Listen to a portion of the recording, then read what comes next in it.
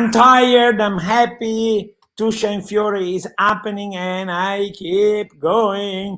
I have so many things to talk about, but once again, a very good friend of mine, actually the husband of another good friend of mine, is willing to chat with us and he's going to tell us a bunch. Okay, here he is. Roy, good evening. How are you? I'm fantastic. How are you?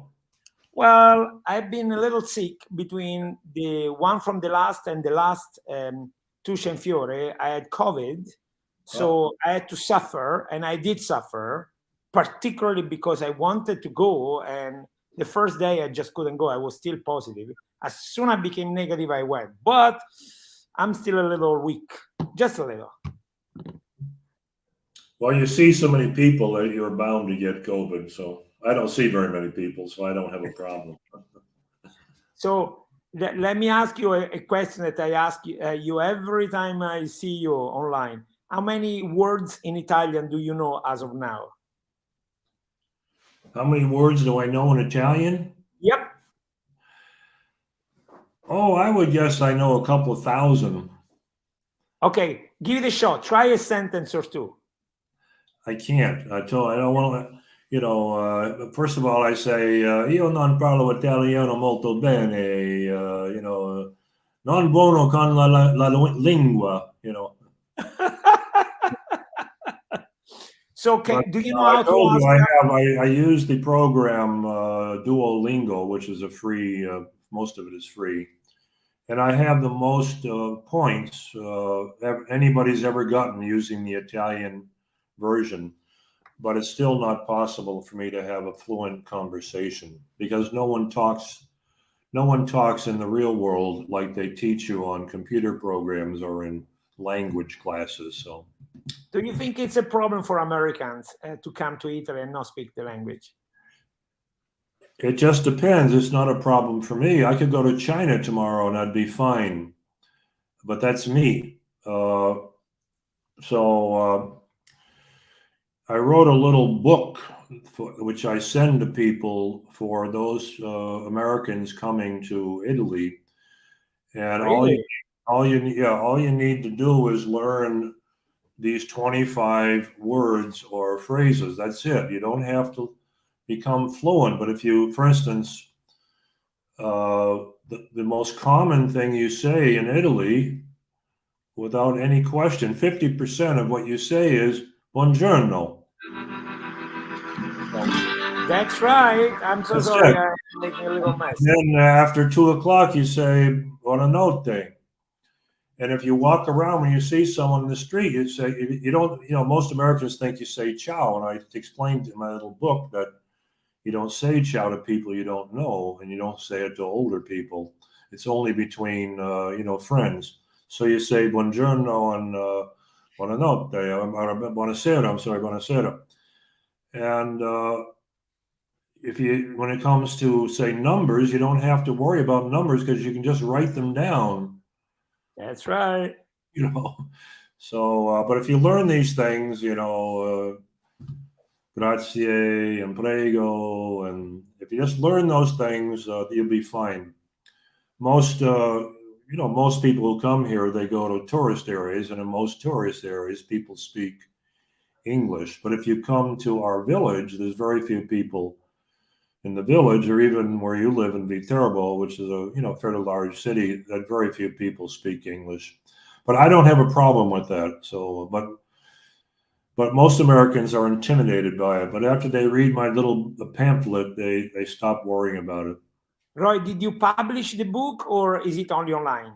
No, it's just I can send you a copy. The other thing which is good about one second. Do you have a link or something? Do you have a link I can share? You can. I'm not going to do it right now, but you can share it. You can give it to anybody you like. That's very nice. But what I was going to say is everyone has a smartphone, and everyone has Google Translate, and Google Translate is freaking fantastic. And you can have for instance, when I need to have a conversation, an important conversation, for instance, with my doctor, and my wife is not with me, I use Google Translate in the conversation mode on my phone, and it works perfectly. He completely understands what I'm saying, and I completely understand what he's saying. He's speaking Italian, I hear English. I'm speaking English, and he hears Italian, and it works great. So that's a great boom to people traveling as Google Translate. It's a real-time conversation. So Roy, let's check your Italian. Realino says, "Ciao Giulio, io non capire, buonanotte." What is that? Translate, please. I'm sorry, what did you say? Can you translate what Realino said or wrote? Well, again, I couldn't, because of your audio. I can't quite hear what you're saying, so I'm probably not going to be able to translate.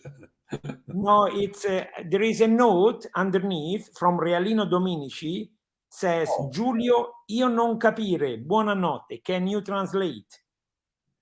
Yeah, of course, buonanotte, I know, and Giulio and ciao, and I don't capire, I understand. Very, very good. So you If actually it's written, I can pretty much understand. I can almost read the newspaper. Oh, congratulations. That's fantastic. Well, I get the gist of the story. I don't get exactly what they're saying, but I get the gist of it because newspapers are written for like 12-year-olds. You know, whether they're Italian or they're American, and so they're a little easier to understand than common speech. So. Very good point. Okay, but it's Roy. not something that should stop. No American should not come here because they're worried about the language. It's not that big a deal. That's right. That's right. So, Roy, let's get a little closer to Tuscia and Fiore. So, last time we saw each other online, you were very, very happy with the buzz of activity in Villa San Giovanni. So, what happened during Tuscia and Fiore? Well, that last time we spoke, it was on a Wednesday before the weekend, and the weekend was a tremendous success. It was really a tremendous success. I was happily surprised. I thought it was going to be, good. We'd have a few hundred people show up. But I think in the 2 days, we had probably 3,000 people show up. On Saturday, at least 1,000, maybe 1,200. And on Sunday, it was huge. It was unbelievable. But on Friday, the village came together and there were at least 100 people, village people, maybe more, out getting the village ready. And my wife, of course, had some of her famous art out there, her doors, and so. But a lot of people were setting up, so the village was really into it. It was really great, and our village has about 1,100 people. I don't want to get into politics, but half the people are liberal people, and half the people are conservative people. Our administration, Fabio is liberal, so only half the village really participated, but it was tremendous. I mean, it was just unbelievable. So and everybody who came from outside the village had a tremendous time. So. Oh yeah. Okay, Roy, would you like to see the video? Yeah, I'd love to see it. Okay, here we go. Just give me a sec. I am going to have to do something from my computer, of course, but it shouldn't be too hard, even for me. Okay, here we go.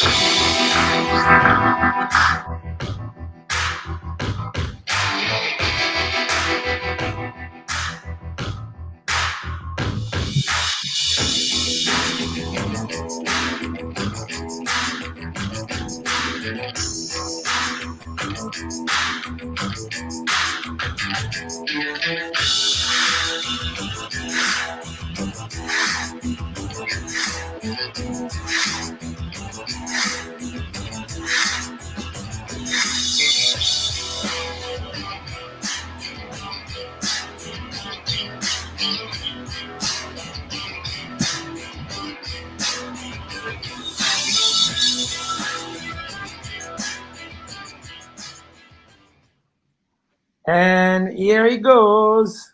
How was it? I love it. It was okay, but it didn't do justice to what really happened here. Because it's only a couple of minutes. You One couldn't. minute. 1 minute. 1 minute. You could have had an hour and not Oh seen yeah. it and not seen everything. It was just great. I saw that the horse guys coming. So in our one of the things that's different about our village is that we have these very large open fields, and very very few villages have that. I don't know of another village that has the open fields. So last year, we had this tremendous spectacle of horses and cattle and stuff. So we have this corral, like an old time Western corral, and so there must have been, I don't know, 20, 30, 40 horses there, and anybody that wanted a ride could get a ride for free. So people really loved that, and that went on all day. And then we had the Vespas. There was a Vespa tournament kind of thing going on, and that was kind of cool in our parking lot. And so there was stuff going on nonstop. It was just unbelievable. So if you did an hour video, you could show different things for an hour. Another thing, I think next year I was telling we should probably have more food, because the crowd was hungry. And so my friend and my butcher friend Filippo Moretti, Filippo was selling fried pizza stuff and hamburgers, and he was constantly busy the 2 days. He sold over I think 1,500 fried pizzas. 1,500, and like 300 hamburgers and French fries, and then another friend had a cantina, which you had on the video. But I think next year we need to have more food, because there was a lot of the crowd was hungry, and so. So I don't think Fabio is listening to us, so we can chat about this. I actually proposed somebody that wanted to come from San Marino, so far away, come in the square and make some fettuccine, cook them and serve them. And Fabio says, no, thank you. No, thank you. I think we needed something like that, because whoever had anything sold out, right? Yeah. Well, I think when you mention something like that, then you might be competing with the sagras that we're having this summer. So, and people didn't come here to eat. They were happy when they found the people that wanted to eat could find something, and the bars were all open, and so you could get coffee. And but everybody was extremely busy. And Filippo had a line sometimes, 50 people long, waiting to get his fried pizza. So that was great. So I thought the pizzette fritte were fantastic, served through a window. Another friend of mine, Andrea, you may have seen his booth. Andrea sells beautiful leather bags and wallets, and there were I don't know, probably a dozen vendors like that here, and they all did quite well. He was very happy with his sales, so that was good. What did you think about the ricotta cheese? About the what? Ricotta cheese? Oh, well, actually, I was still disappointed with that, because it's great that they were making it, but they were behind a partition, and unless you were standing right looking over the partition, you couldn't see what they were doing. I thought they were going to be like out in the open making the ricotta, but so people really enjoyed it, but not everyone knew what was going on, because they were kind of behind the partition. You're actually completely right. This is something that I really believe in. People have got to show what they do. Did you see the scene where the two mothers were making pasta with their hands? That was fantastic, I thought. Yeah. But they needed to cook it there and to serve it, right? Then it would be really unbelievable. But I have my wife's uncle. We go to his little farm building place once in a while, and he makes ricotta cheese, and it's I great. thought, It's great to stand there and watch it being made and participate and stir the pot up, the big copper pot, and then eat the fresh ricotta cheese. It's great. And it's fantastic. So. Roy, give me just 1 second. I have to say something in Italian because I keep getting these messages of putting the subtitle. Mi dispiace, ma questo è per il mercato americano e vogliamo far venire i turisti in Tuscia. E ho provato a mettere i sottotitoli Facebook, non ci sono ancora riuscito, ma ci proverò.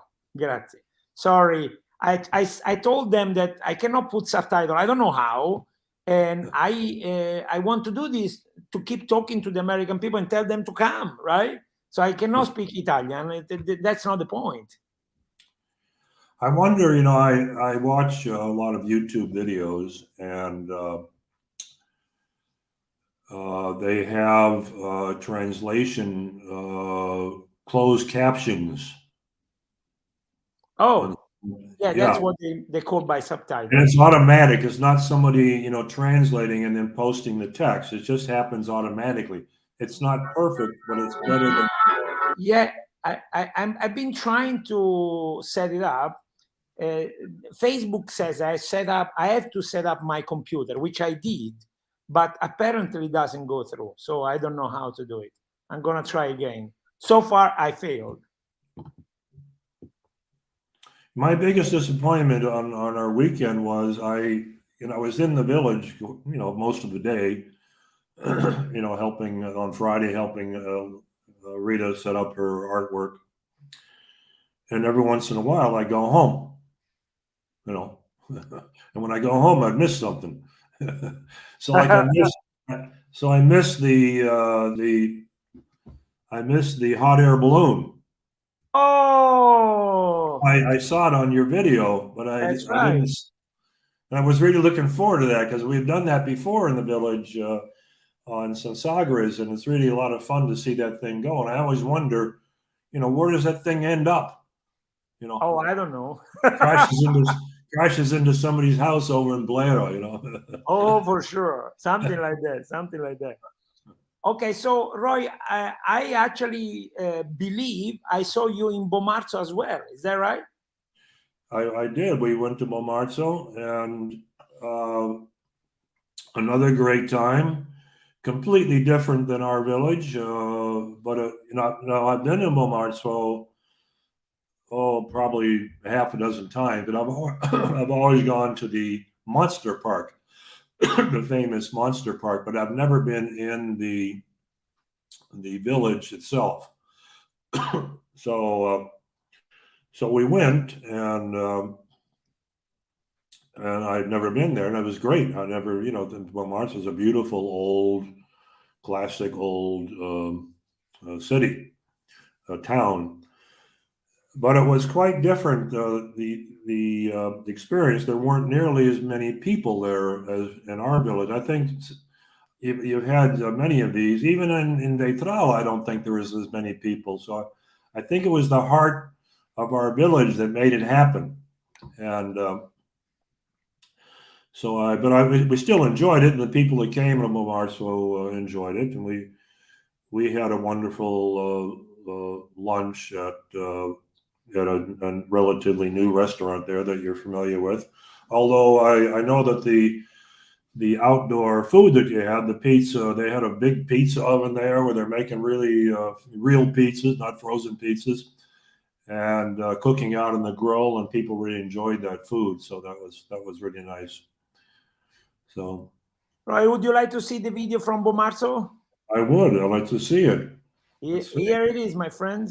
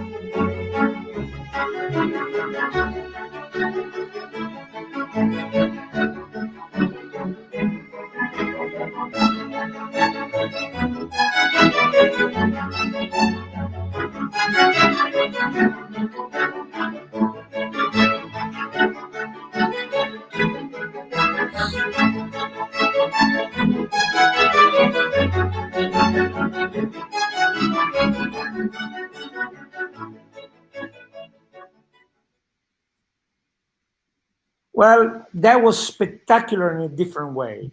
The Palazzo Orsini was so crowded both days. I think 2,000 people went through it. Half or Wow. more of the people that were in Bomarzo were inside the Palazzo Orsini. There were art exhibit, university exhibit, music, coloring activity for kids. It was unbelievable, unstoppable. No stop, no question. Always continuously people. Did you go in? No, I had the dog.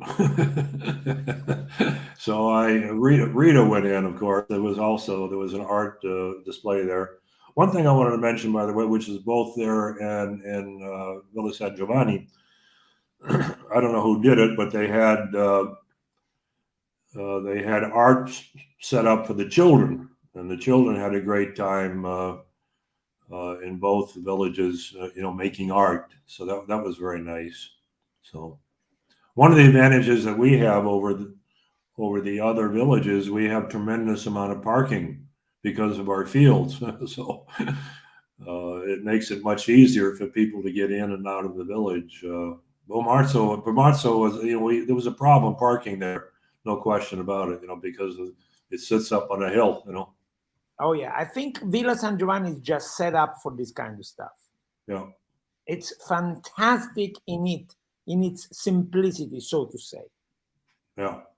It's really something. And plus, as you said, the activity of the people, the hyperactivity was unbelievable, really unstoppable. And I was shocked and surprised. So many little corner. It was really, really fun to go around. And some of that stuff, by the way, is still up. Really? Yeah. Those sort of those wooden things they painted flowers on that they put all over the village. Those are all still up. We didn't take everything down, so. That's fantastic. What about the flowers? Are still there? Yeah. Of course, everybody, we've always had a lot of flowers. Like, our house, Rita's has the green thumb, as we say in English. And so this village, there's flowers everywhere. Their houses are surrounded by flowers. So I don't know what happened to the ones that you guys provided. I assume they're still here somewhere. Somebody must have done something. You didn't take them back, did you? Nope. So we decided we want to give a little present to the football team, to the soccer team. We want to give the felpe from Tuscia and Fiore, because the city was so nice, so involved. So we want to give the Villa San Giovanni in Tuscia soccer team the felpe, so they can keep talking about Tuscia and Fiore. What do you think? Of course, and as you probably, I don't know if you're aware, but we just opened our new soccer field here. And it was a tremendous opening. There was a bunch of youth teams from all over Italy. I think all over Europe came here. Oh, I didn't know that. No, it's a fantastic. And our field was dirt. A lot of villages that can't afford to maintain a field, they have dirt fields. So the village, through Fabio and his father and the others, they got a 50,000 euro grant from the region, and we rebuilt the soccer field. Now it's a beautiful grass field, beautiful, with grandstands and an irrigation system. And it's just fantastic. Cool. That's very cool. Yeah. So. Well, we are very happy with the way things went in Villa. We are happy about the festival all over the region, but definitely, maybe because of you, maybe because of Rita, maybe because of Fabio, he's such a sweetheart, maybe because the city is small and reacted so nicely, but we're really, really thrilled with that. So I have to find ways to come back and enjoy.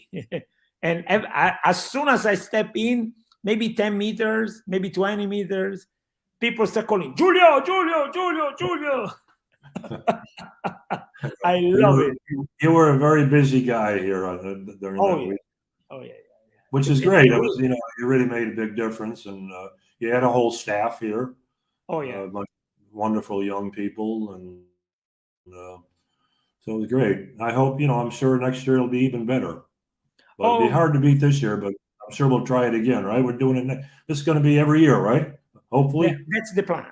Now it's a little troublesome because the region has to fund it, but Right. we will work on it. I personally will work on it constantly. So hopefully, but I'm sure that the city will be thrilled. And somebody told me that people are already thinking, what can we do next year, right?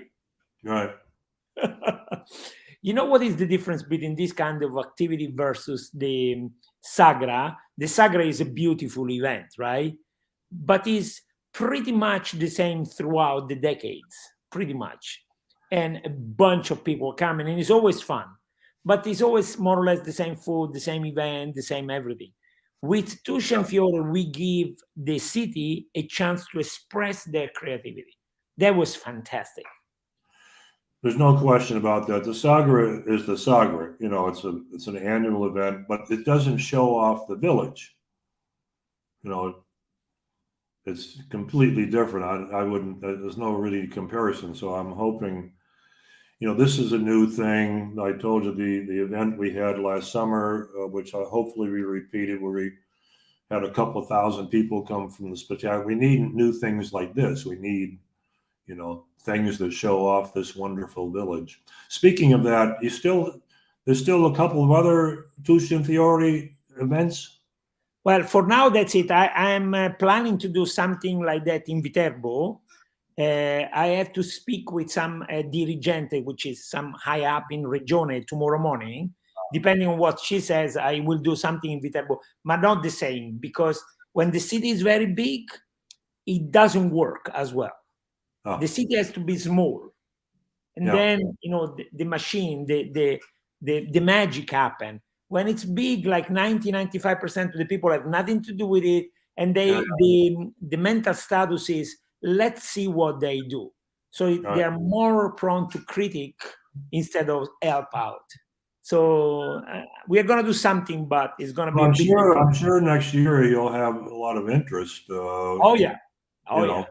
For instance, because Rita has her art studio in Blair, I'm sure Blair would be very interested in doing this, and I'm sure they would do a good job. Oh yeah, Blair for sure.